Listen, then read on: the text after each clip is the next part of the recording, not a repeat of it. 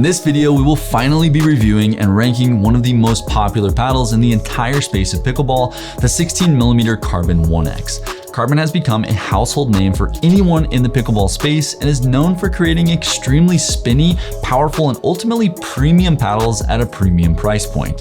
We're going to talk about the pros and the cons of the 1X, along with accurate RPM results, power rankings, sweet spot analysis, and spin rankings, so you leave this video knowing everything there is to know about the Carbon 1X. So without further ado, let's dig straight into it. The Carbon 1X comes in at $230, and you can use code STSPickleball to save 10%, making the price just $207. The 1X is what other reviewers and myself use as the common denominator of power paddles as a whole.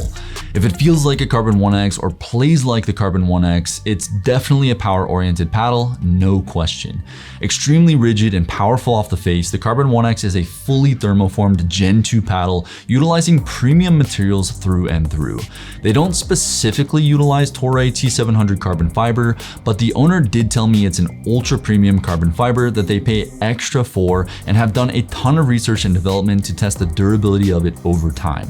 The owner was explaining how Toray is essentially a buzzword, and a lot of manufacturers, especially in China, aren't even really using Toray when they say they are, because there's really no way to prove if it is or if it isn't Toray carbon fiber. Personally, I've had my Carbon 1X, 2X, and 3X for quite a long time and haven't seen any loss in spin or deterioration of the premium quality since purchasing them.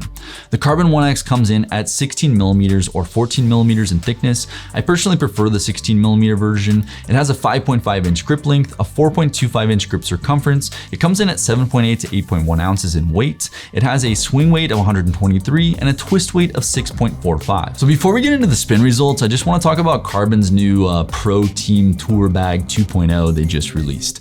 This is the most premium pickleball bag I have ever used. I bought this a couple weeks ago and it finally came in, and I just had to review this for you guys. It has two padded thermal lined pockets that comfortably fit 3 paddles each, a vented shoe compartment, a top thermal lined pocket for snacks or anything you'd want to keep cool, a large center pouch for balls or equipment, and built-in fence hooks for hanging your bag. It's honestly really nice, just ultra premium through and through, and has these really cool little Carbon branded zippers, which shows Carbon's attention to detail.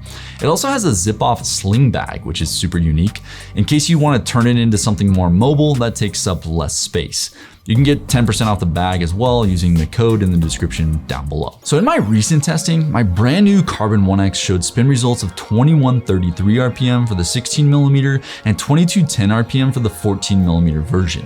Compared to my first paddle's results of 1810 RPM for the Carbon 1X about 4 months ago, I didn't notice any drop in spin on my first paddle, but I have held a theory that manufacturers are constantly innovating and tweaking little things for new releases, and it seems to hold true here. So I'm in the bottom right hand corner here, and this shows the spin potential of this paddle. I took a full wind up rip drive, and I was able to get it to dip over his shoulder back into the court. The face texture feels more gritty to my touch, and the spin is insane. So good news, because if you've had yours for around 4 months, it's likely time to grab a new one anyways, and now would be the time because this thing is ripping spin. Drives and serves dipped so hard over the net and had so much power to back it up, I had opponents on their heels constantly with the Carbon 1X. Opponents were popping up shots constantly, just ready to be ripped down and put away with the power this paddle has. So to compare these numbers to its direct competition in the space, we have the Bread and Butter Filth at 1923 RPM, the Rhombus R3 Nova at 1871 RPM, and the Selkirk Labs Project 006 at 1833 RPM. A quick note on the 006, I do believe I got a manufacturing defect model when I measured the RPM of mine, but even that is of course not ideal if you're spending that much money on a Selkirk paddle. A variation between my 1833 RPM and the 2100 plus RPM that we've seen from other reviewers is a pretty wild variance. So let's jump into the power potential of the Carbon 1X. I mean, as far as power goes, there isn't much in the space that can really top it.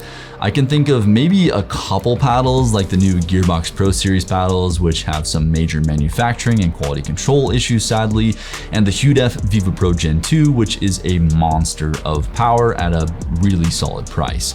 but has less spin than the Carbon 1X, but that's really just about it. The Carbon 1X has an extremely firm face with an elongated shape and an elongated grip, which allows you to get so much momentum and whip on the ball, and luckily it has the spin to back it up and keep those ripper drives from sailing out of the court. The incredible topspin this paddle provides just gives you so much confidence to just rip the ball hard, which is super fun. The only real downside of this paddle is the price. At $207 after discount code, it is a pricey paddle, and we will get into a couple more cons in the other categories of this video, but seriously, as far as spin and power goes, this paddle is 100% top tier. So for power, I gave the Carbon 1X a solid 9.5 out of 10 and a 9 for pop. This paddle is super poppy and super powerful. It's hard to control though. If you don't have some nice delicate touch, this paddle is going to be a bit tough for you. But of course, that's not something that you can't learn or get used to.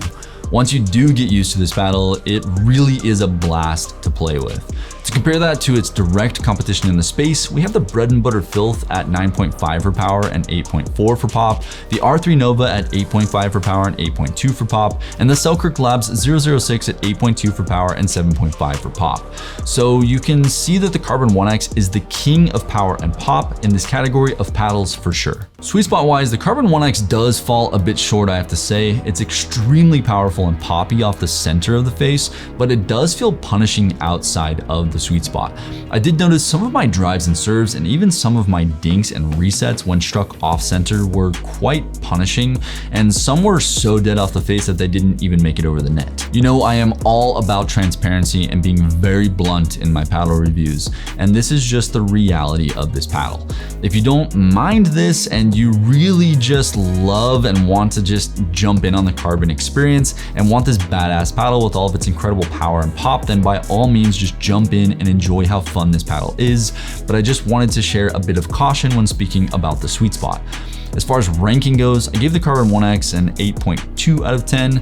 To compare that to its direct competition by design, we have the bread and butter Filth at 8.3, the R3 Nova at 8.6, and the Selkirk Labs 006 at 7.2. So not terrible, not nearly as bad as the Perseus or the 006, but not quite as good as some of the other better paddles for sweet spot rankings. As far as control goes, the Carbon 1X is really a power paddle through and through. It's the type of paddle you really have to get used to make sure you don't pop the ball up while dinking or when resetting.